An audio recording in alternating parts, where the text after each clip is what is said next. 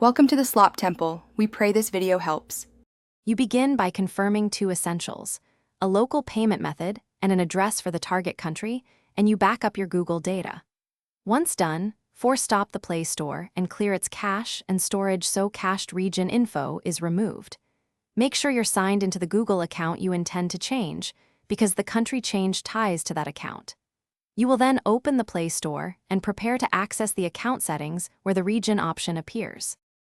Next, you navigate to Play Store right arrow account, right arrow country and profiles or preferences, depending on your device, and look for the new country profile option. When prompted, you create a new payment profile for that country, follow the form exactly and enter the local billing address so Google accepts it.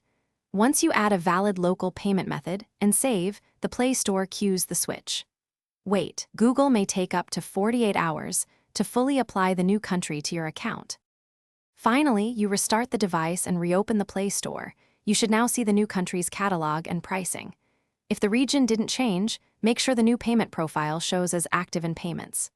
Google.com, then wait up to 48 hours because propagation can take time. If still blocked, remove and re-add the payment method or try from a stable local IP. Avoid using VPNs for the payment step since that can trigger rejections. One troubleshooting tip: confirm the billing address exactly matches the payment method issuer. Thanks for watching. Consider subscribing if we helped you.